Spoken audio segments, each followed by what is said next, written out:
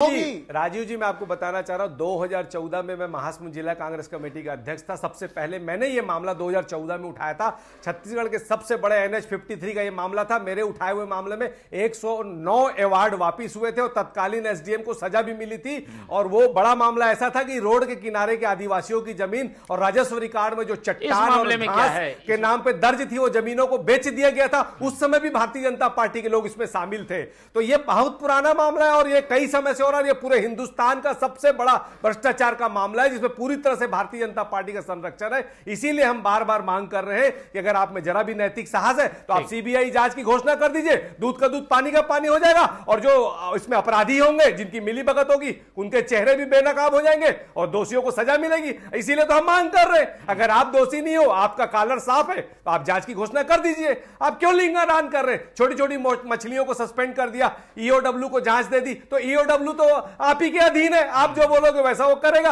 अगर आप चाहते हैं ईमानदारी से इसमें जांच होनी चाहिए, दोषियों को सजा सरकार को क्या तो CBI जांच घोषणा करनी चाहिए। थोड़ा केस को समझा दीजिए कि आखिर नुकसान क्या हुआ होगा। भाई मुआवजा सरकार को देना ही था, बड़े बड़े जो जमीन के हिस्से थे वो आ रहे थे, उसकी छोटी प्लाटिंग करके दिया गया तो ताकि ज्यादा लोगों को जो मुआवजा ज्यादा मात्रा में मिल सके। क्या यहाँ पे घोटाला कैसे किया गया है, कहाँ गड़बड़ी है? मोहन जी देखिए, ये टोटल माइंड गेम है। असल में जो लोग बुद्धिमान है, जो भूमाफिया के रूप में जमीन के अंदर तक इन सारे मामलों में घुसे रहते हैं। राहुल गांधी जी ने मनमोहन सिंह जी की सरकार में एक बहुत ही शानदार योजना लाई थी जिसमें मुआवजा जो ग्रामीण क्षेत्र में 4 गुना मिलता था और शहरी क्षेत्र में 2 गुना मिलता था। तब ये भारतमाला प्रोजेक्ट जब आया, उसके पहले भी नेशनल हाईवे के प्रोजेक्ट होते थे, नाम भारतमाला नहीं था।